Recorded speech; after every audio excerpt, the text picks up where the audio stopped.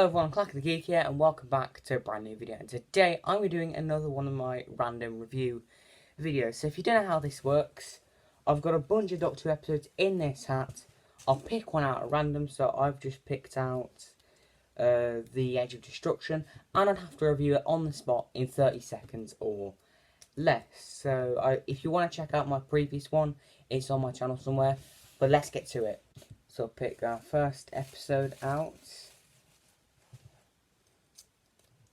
And we've got a Peter Capaldi story, Into the Dalek. So yeah, Into the Dalek was one of Peter Capaldi's first episodes from Series 8. So, let's go. So Into the Dalek, I think it's one of the best episodes from Series 8. The direction is brilliant, the Daleks are portrayed really well. They're just mowing down the humans like they're tissue paper. Not as good as the Eccleston stories, but still very good. And then the idea of a good Dalek named Rusty is really good, and it reflects this new darker Doctor. It's a great sort of character piece on the Doctor, and Capaldi is brilliant. That scene where Rusty sees the universe like the Star Being Born is great. So I'm going to give this story an 8 out of 10. And time up.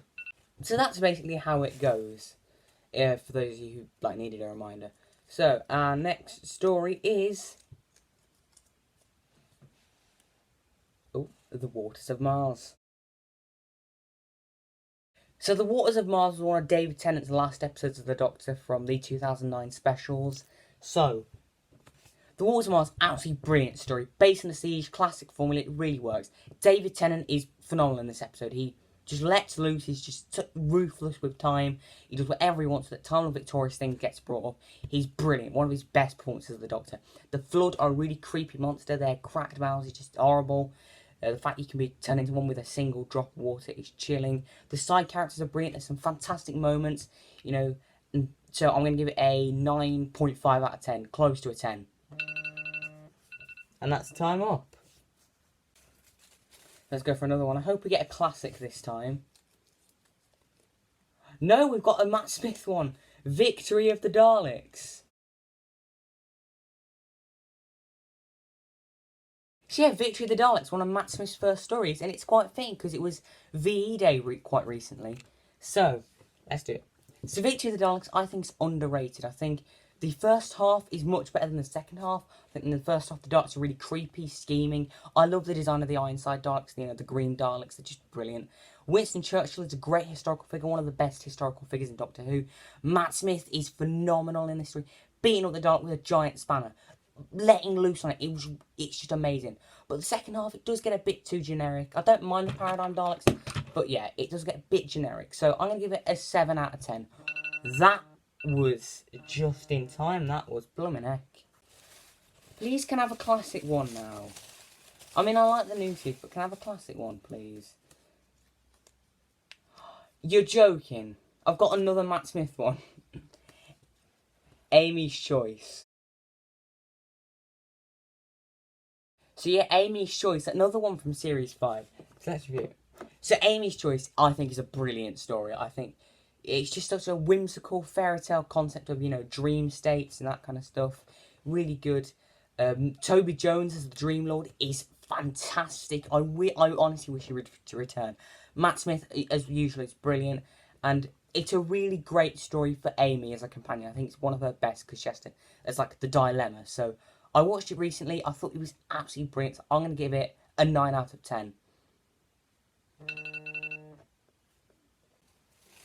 I'll tell you what, if I get another new series story, I might just lose the will to live.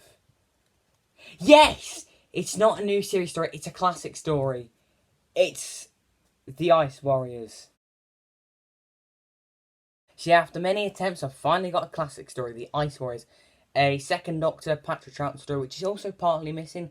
There's a couple of missing episodes, but they have been animated for the DVD release. So, that's it. So The Ice Warriors, it's a really cool sort of based on the Siege story.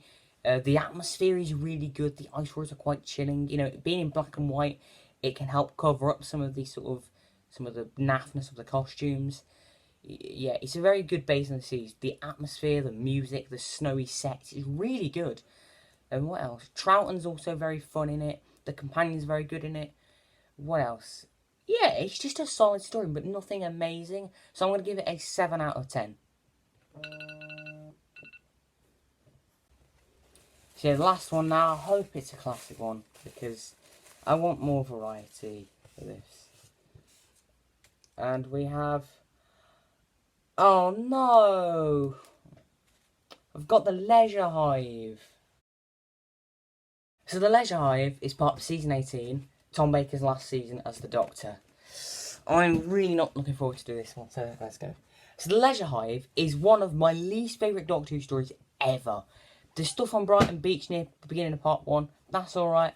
About it though, it relies too much on this science concept, but it doesn't explain it, and it doesn't show it you because the special effects are so dire. So you're just confused. The alien design is awful, the sets are atrocious, the story's just full of nothing, and the end is an absolute joke. 1 out of 10 for me, an abysmal story. You know what, I kind of want to do another one because I want to sort of soften the mood now. So yeah, contrary to what I said previously, I'm going to do one more because I want to just sort of soften the mood. Oh, we got a decent story here. Robot. So Robot is Tom Baker's first story. You can even tell because it's got a sticker saying that it is. So let's review it. So Robot very much feels like a John Pertwee story with Tom Baker, but I think that's a good approach because it's a good way of easing the audience into this new Doctor's era. Tom Baker just slipped into the role perfectly. He's just effortless. The robot design, the K1 robot, I think is really cool. It's a really cool design. I really like it. Sarah Jane does quite a lot of good stuff in this. You know, exploring the shady organisation. They're really cool. Like the think tank, they're really cool. And despite some of the poor special effects, I really enjoy it. So I'm going to give it an 8 out of 10. And that is the last one I'm going to do. So I hope you enjoyed it. Make sure you like, subscribe, comment, click the notification bell so you don't miss a thing. Did you enjoy the video? What do you think of all these episodes that I've reviewed? Let me know in the comments below. And this is Clack the Geek, signing out.